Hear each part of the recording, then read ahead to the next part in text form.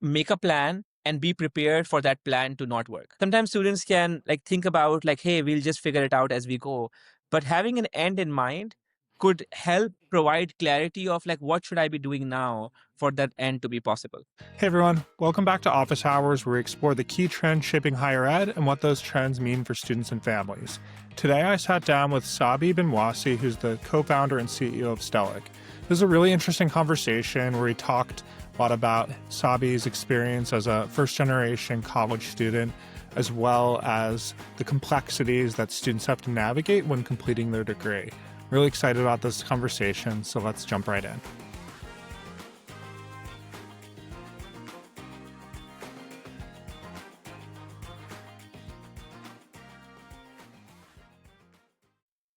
Hey everyone, my name is Will Geiger, co-founder of Scholarships 360, and I'm really excited to be joined today by the co-founder and CEO of Stellic, Sabih. Welcome. Thank you, Will. Nice to be here. So I like to kick off these conversations, with a little bit of myth busting. I know that there's a lot of myths and misconceptions that students and families have about higher education. I'm curious from your perspective, what the biggest misconception is about higher ed right now.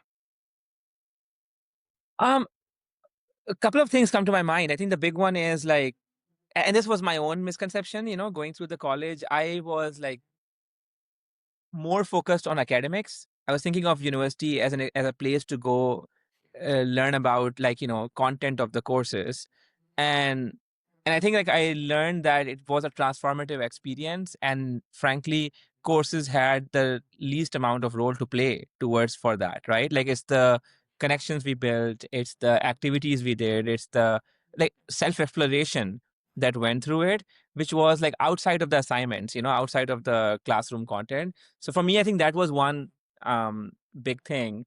The other one I can think of is like how, and this might be a more of an American education thing, but how unstructured and autonomous, higher ed can be for a student. You can really shape it the way you want to be. Like even though I was in a STEM degree, I still had quite a bit of flexibility of like what I would like my 4 years to look like.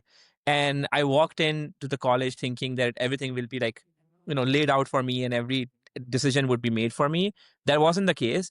And in the beginning, it was like little overwhelming, quite frankly. But later, that turned out to be a pretty good skill building experience on how to like navigate through the ambiguity and through like making decisions on your own for the first time sometimes. So I think those would be the two that stands out for me. Yeah, no, I think those are really great things to call out, just especially when you're, a residential experience, you're building a network, you're building a community, which is like amazing. And then as you put it, you learn to navigate ambiguity, and like life is ambiguous. I think we're seeing the world of work is like changing so quickly, which, means that it's really just important to adapt. Um, I guess taking a step back, I'm curious about. I'm a former admissions officer, school counselor, so I'm always curious about people's, admissions searches and their, their personal backgrounds. So, would you Mhm. be able to share a little bit about your background? I know that you're a first generation student yourself. Yeah. Yeah. So it's very interesting. I'm a first generation student myself, but both my parents had some kind of affinity with education. My mom has been a teacher. She just retired after like, 25 years of being in service. And my dad was in construction, but mostly built schools during his career. So there was like some kind of affinity. It's kind of Hmm. funny, even though we never discussed it. I'm now here serving education, myself. So it's pretty interesting to see that. As a first generation student, I grew up in Pakistan, so I had like no idea what higher education meant really. Certainly not the US system.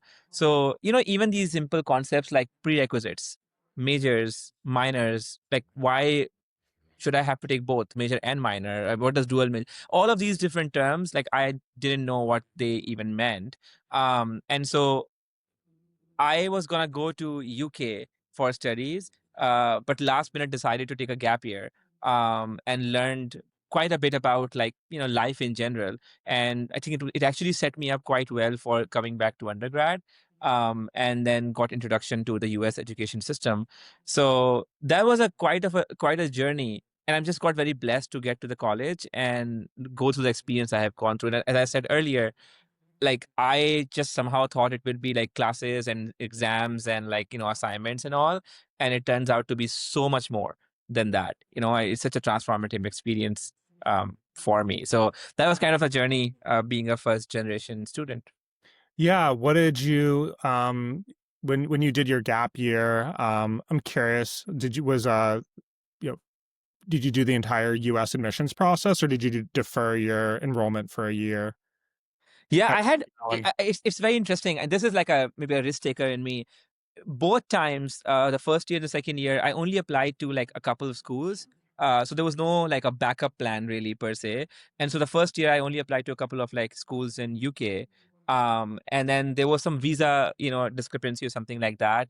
And a friend of mine told me about the school in US and said like, it has a great, I mean, I had not even heard of Carnegie Mellon by that time.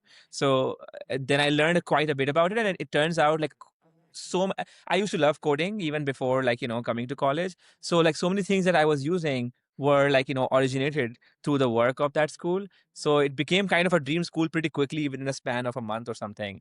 And now I'm Googling what's the admissions process, like, okay, what's an SAT? So I'm like learning all these things during my gap year.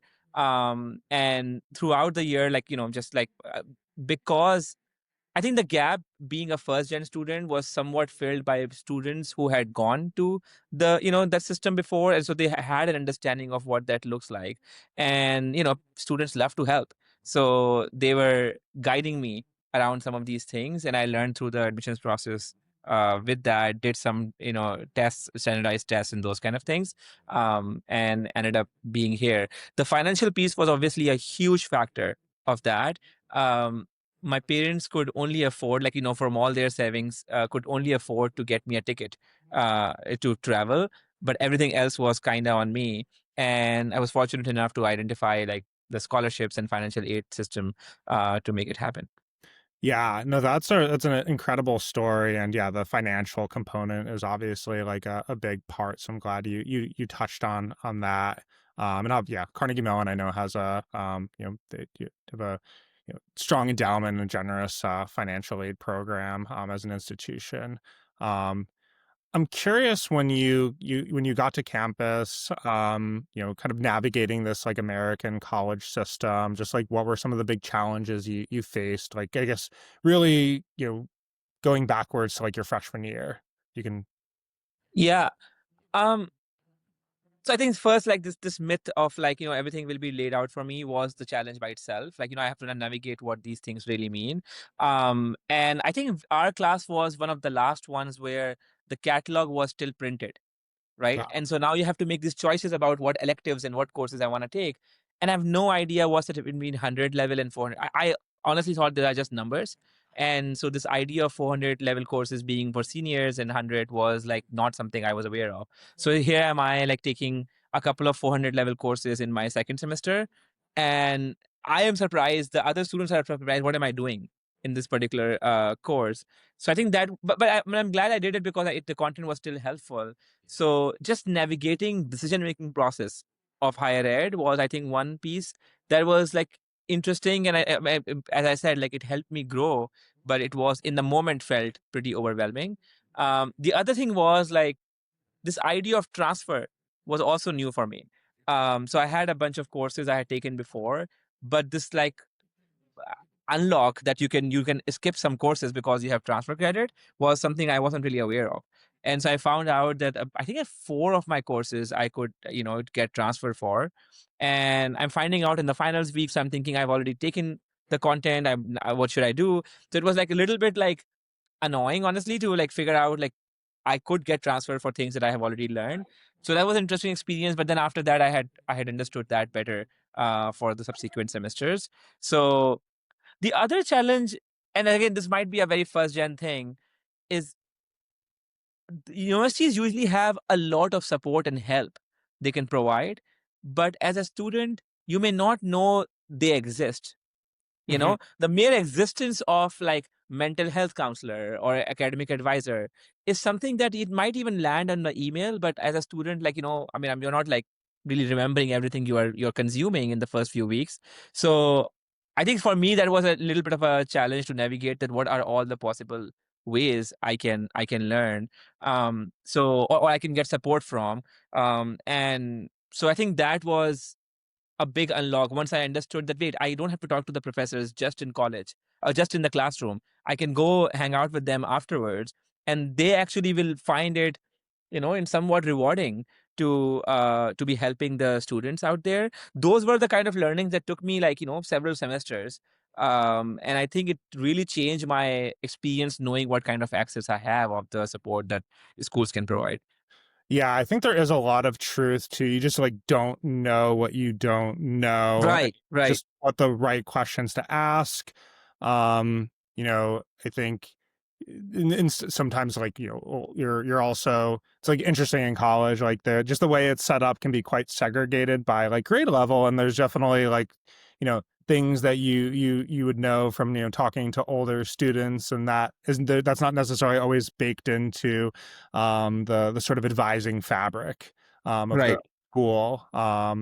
Yeah, no, that's really it's really interesting to hear about those experiences. And we're always like thinking about with credits that students might be earning in high school, you can get ahead. You can also Exactly, like exactly. don't have to take like I know I graduated from college in 3.5 years due to taking some AP classes, which was really great. It saved me, and my family like a bunch of money, which was really helpful. But it's just like something you have to know and be proactive about. It's not just like a feature of the system. Yeah. I mean, honestly, this is the one of my bigger learnings is this idea of like a standard vanilla pathway is there's no such thing as that. Every person had, and I realize how diverse these pathways could be, because every person has their own history, like background and context coming in and have their own aspirations getting out. Right. And so this idea of like one accounting degree or one, computer science degree isn't really a thing. And knowing that you can have and embrace your own uniqueness, and the system will actually accommodate that is a big like realization moment for a student that hey, if I don't behave and act like the student beside me, that's okay. I can make my own journey around it. I mean, Carnegie Mellon is known for producing quite a few like researchers and like PhD path. I wanted to be a startup founder. I mean, I knew that even in my gap year before joining college. So the kind of courses, the kind of activities I was doing was quite different than other students who were more interested taking a more of a academia route. And that I think that's a very important realization for somebody who hasn't been in that journey before, that you can just make it your own, whether it's through transfer credit, as you were saying, or through like how you want to shape your decisions in college. Yeah.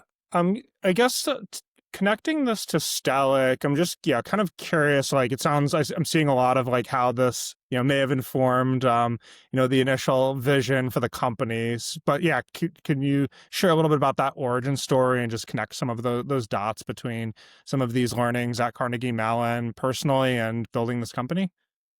I'm honestly quite humbled how far this student project has come. Like it was the intention was not to build a company or build like a whole like serve hundreds of universities. It was really designed for it to be helping me as a student, so it was very like a self-centered way of thinking about the problem. And exactly that, like I was thinking about like what decisions am I taking right now which will have a kind of a ripple effect all the way towards the graduation. How am I setting myself up for success, for career readiness, and this idea of prerequisites, like what courses are only offered in fall, so you can't just take them in spring.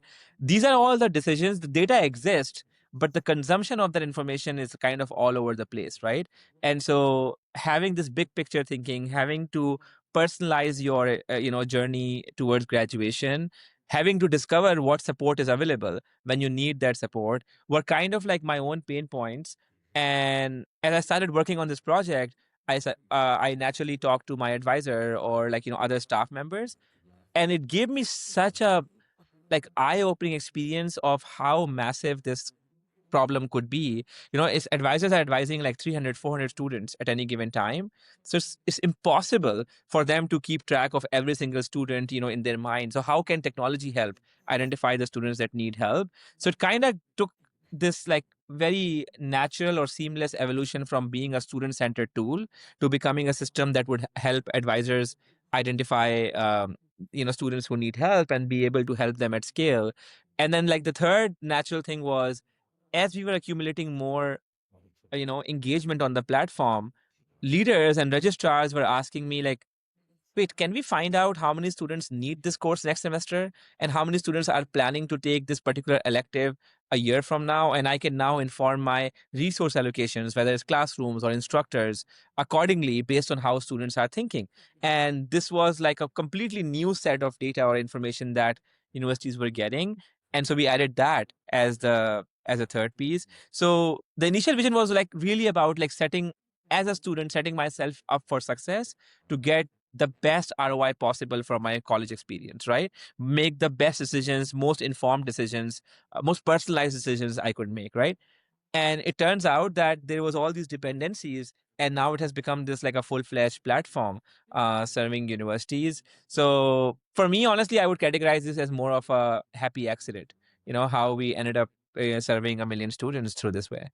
Yeah, no, I mean, I think sometimes you actually experience the problem from a personal, like, standpoint. It's like the market of, Absolutely. like one can be very, very powerful, just because there's, probably other folks like you, and what I love is the connection to, like, you have the student pain point and then the institutional pain point. I can just imagine for schools that are, concerned about, like, budget and concerned about, like, just greater expectations, but perhaps like less resources. This seems like a great way for them to streamline what they're doing, be more strategic. Maybe identify those the courses where there's they need like an extra TA, or they need to create an extra section, or maybe Absolutely. Absolutely. they can consolidate a little bit. And there's a Right. lot of efficiencies in higher ed, so it seems like this is just like bringing just more operational efficiency to the Totally, base. totally. Exactly, exactly, exactly. And I think that piece is as important as serving the student directly.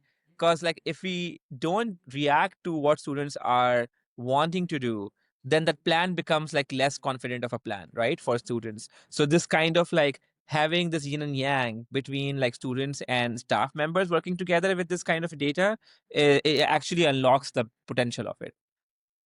Yeah, and I think for, just when you think about like like melt and thinking about students not returning to school, like that's just a lot of it's, obviously very sad for the students, have their education disrupted. And then just like for the institutions, like a lot of tuition revenue, that is, like will become increasingly more important.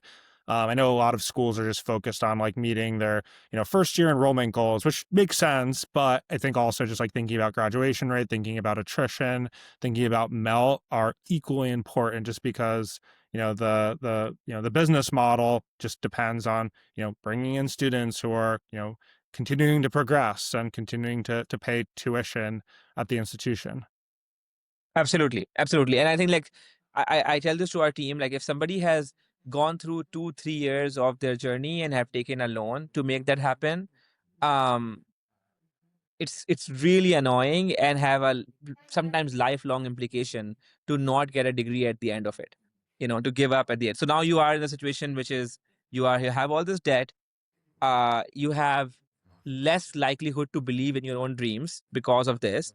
And yeah, I mean, we basically have failed a student through that journey in a way that could be pretty impactful for their lives. So I completely agree. Like I think this like has to work. Yeah, no, it's I think it's a real problem, just the number of folks with some college, no degree, and they just have that student loan debt, but don't necessarily have the credential that's going to increase their earning potential. Um, I'm curious, is there a favorite like success story from a student perspective that you have, having run this? So many, so many. I can think of so many. We had a user conference last week, and we every year we start our conference with this like a 3 minute video where we have talked to students and we have asked them like how relevant is the work we are doing for you, and it's always touching to hear like what kind of impact we are making for them. So I'll give a couple. Like we had this one student who came from South Africa back here. Similar, like had no idea how to navigate. It started feeling dejected about the major they were in, and now they have this pressure of like being so far away from home and feeling that they have to kind of abandon this journey midway. So they set out and said, wait, actually, you know what, like you don't have to start all over again if you want to do this different major. You have taken a bunch of these courses and they can easily move into this other program, and you might have to do only one more semester and get a degree that is more aligned to your like growing aspirations around that. And that was awesome to hear. Like we had another student who who was an adult learner, and so now they have to navigate, how do I fit my schedule so that I can do my life, like whether it's a full-time job or it's about dealing with kids, while also trying to get an associate degree at a community college. And so them like having a tool where they could like feed that kind of constraints to a system, and a system can say like, you know what, you actually still have hundreds of possibilities despite these constraints that you have day to day, suddenly made them believe that actually, I can do that. I don't have to pause my higher education because of life. So there are like countless stories like that from different schools, and it's quite meaningful to see what impact this is having on students. Yeah, no, I love that.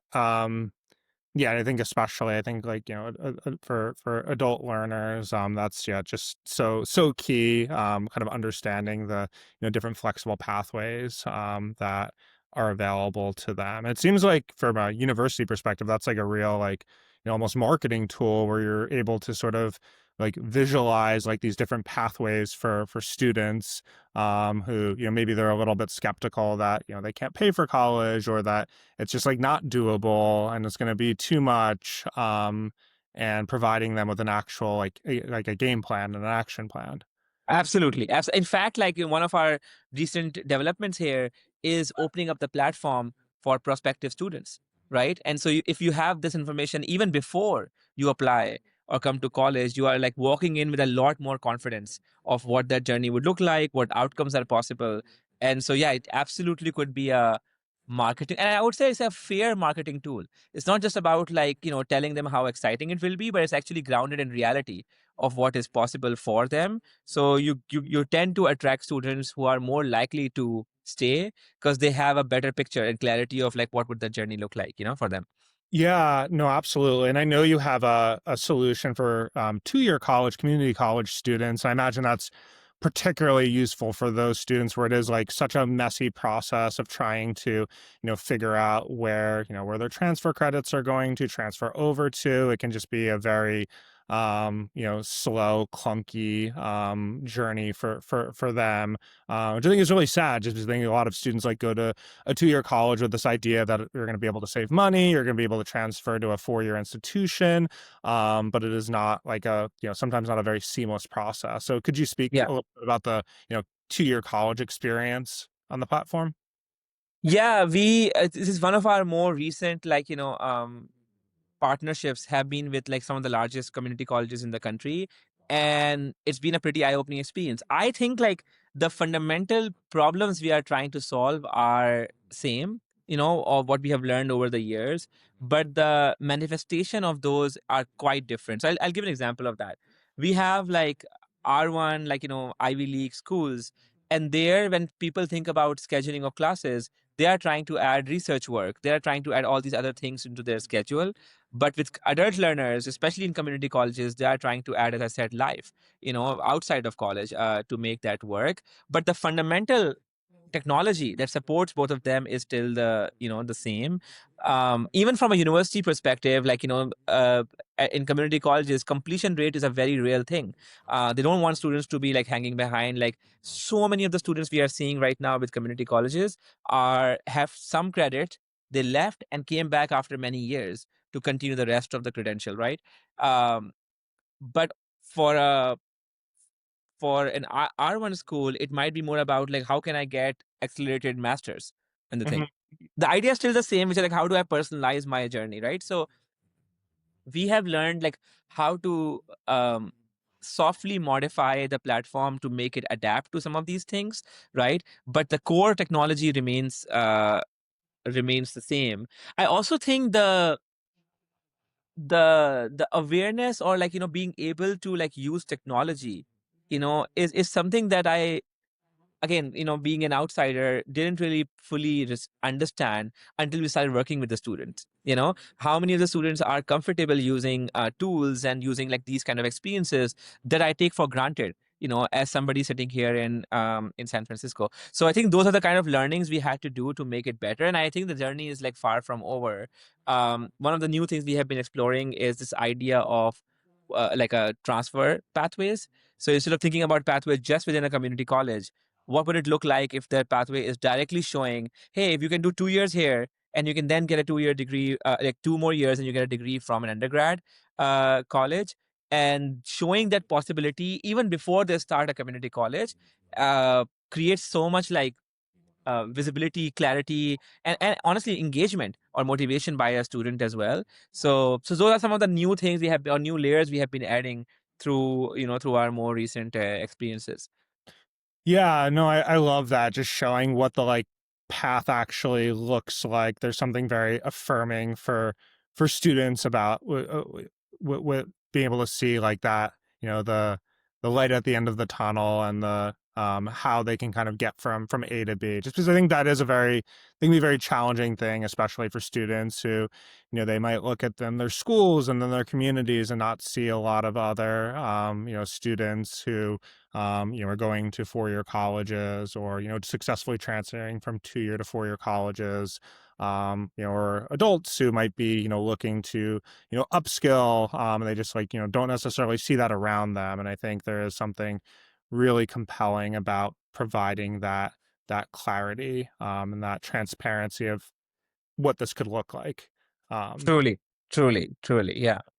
I think this becomes even more important. I guess take a step back. I think it's amazing. Just like there's so many options for students. There's so many pathways. I think that's like incredible. But I think one of the risks in how like decentralized everything becomes, it just becomes much more complicated to navigate, especially for students who, might be from first generation backgrounds or low income or rural or from, different types of historically underrepresented groups.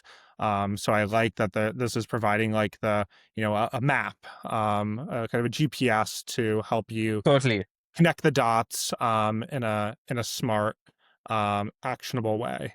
Yeah, yeah, exactly. I think that the example I give about this is like just the life before and after Google Maps for traveling, right? And so, I mean, our generation, I cannot even relate how people were navigating, traveling without having some kind of a Google Maps or Rapid Maps kind of system. I'm imagining, can we do something similar for the 4 year journey? I tell our team, like, tech companies spend so much time in recommendation engine and like millions and millions of dollars. And those things help them decide like what song to listen or what movies to watch, right? And here we are deciding potentially our life journey, and I expect to make a similar kind of investment so that like those decisions are made as like rooted into data as possible. So I think that Google Maps, I find, is a very good analogy of like how something like this could be game changing for navigating college.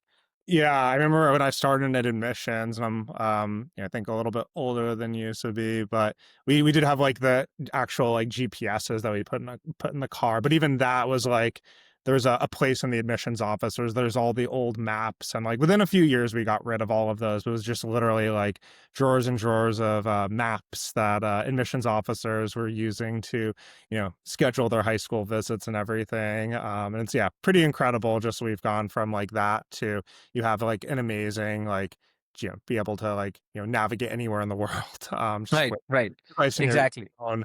But to for what you're working on, these are yeah very important and very expensive, like in terms of time and investment, life decisions. So just yeah, that's just it's I'm glad that someone is working on this problem of helping to connect those dots. I guess as we think about the future of Stellic, I know you mentioned sounds like engaging students a little bit earlier, perhaps like pre-college decision is on the horizon.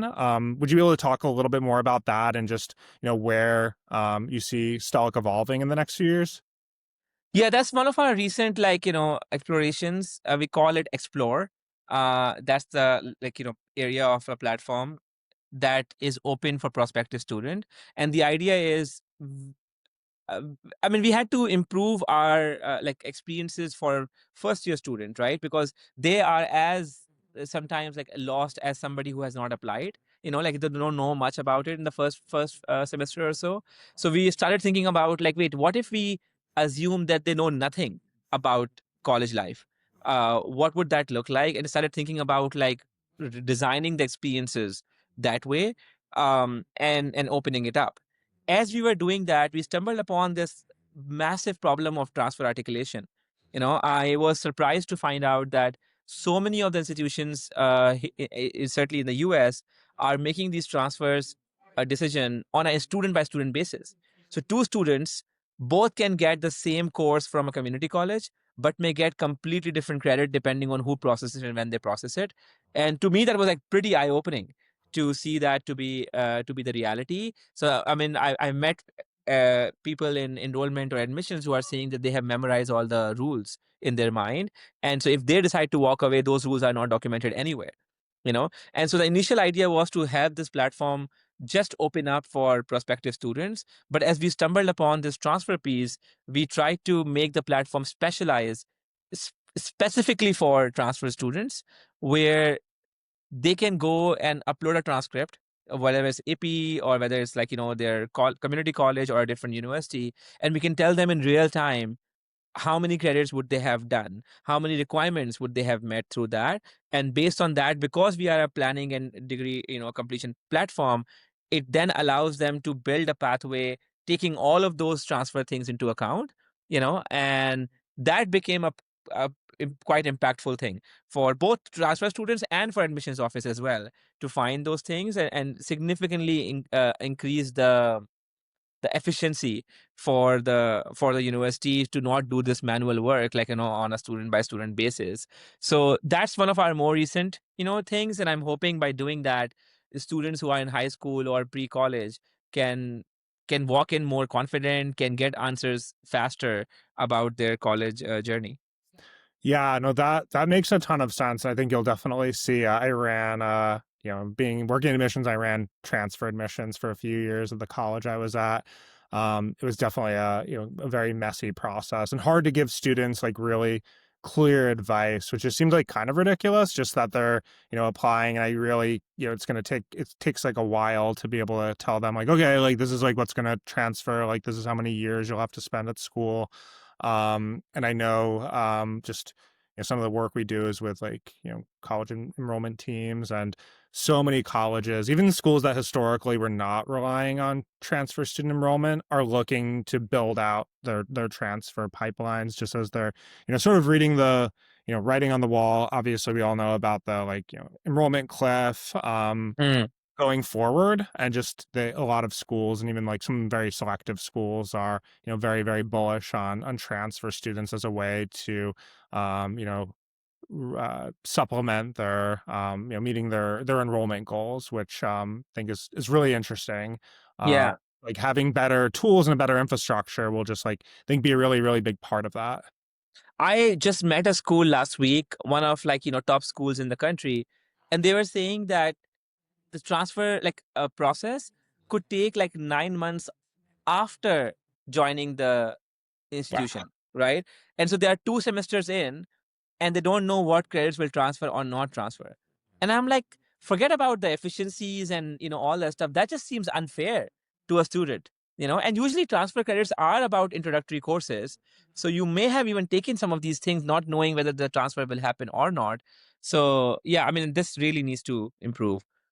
Yeah, no, well, the very, very, very exciting. I'm really looking forward to seeing how things progress.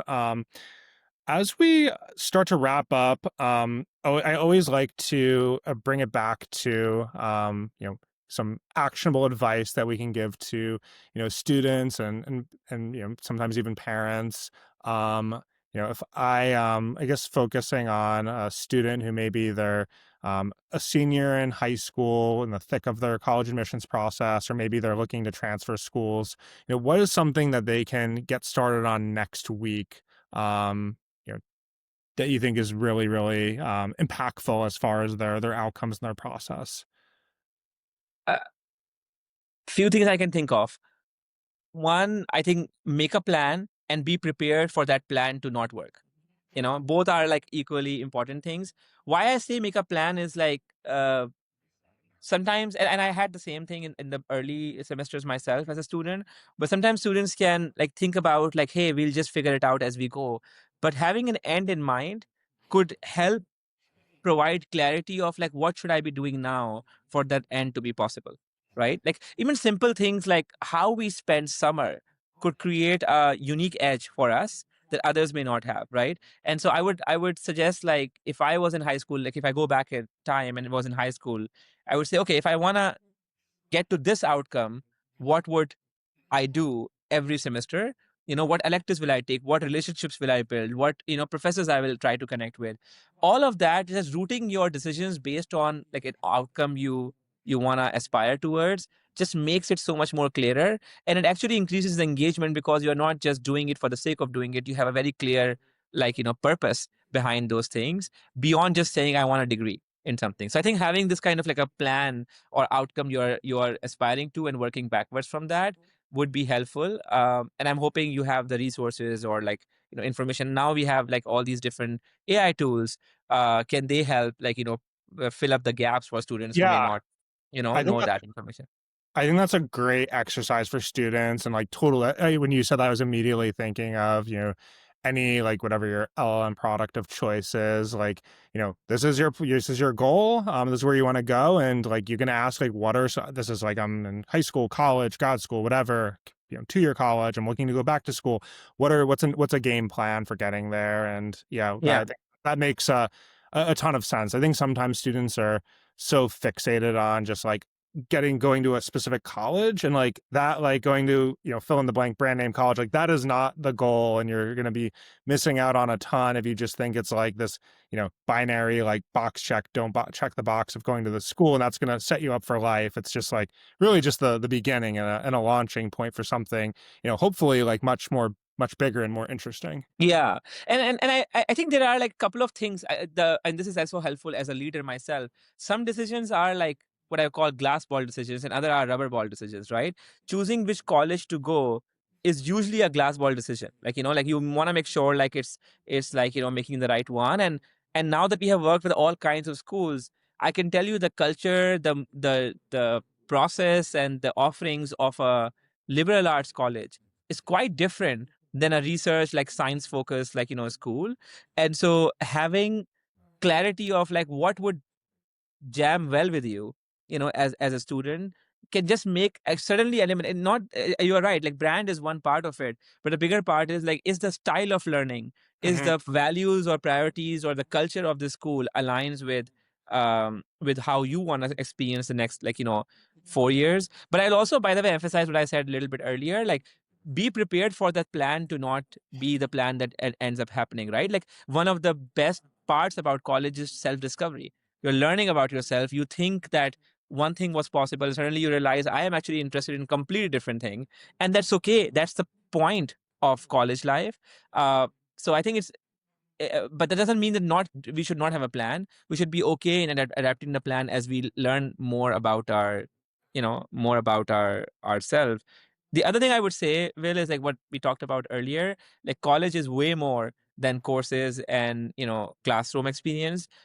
So take that into account. Like, be excited about, like, your own growth and the connections you build.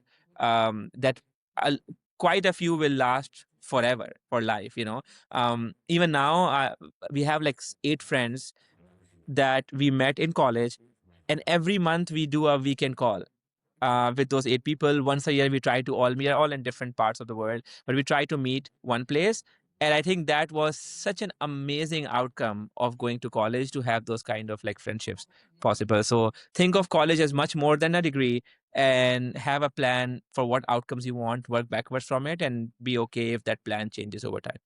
Well, I think that's amazing advice to end on, Sabi. Thank you so much for joining us. I think there's a lot of just really, really great insights, both about your work building Stellic, and then just some advice for students who are, of all different types, who are looking to navigate a very, I think sometimes stressful and, important, decisions around the courses they're taking, colleges they're choosing, all the different pathways. And I'm glad that there's someone, building the, kind of the Google Maps infrastructure to help people make sense of that. So thanks so much for joining. Thank you for having me, Will. Thanks everyone for tuning in to another episode of Office Hours with Will Geiger. If you're a student or parent, don't forget to check out app.scholarships360.org, where you can sign up for our free scholarship matching platform. For colleges, we've got solutions to make your work easier, which you can check out at connect.scholarships360.org. And one last thing, if you or someone you know would make a great guest on the show, I'd love to hear from you. You can always reach me by email or on LinkedIn. Until next time, thanks again for listening.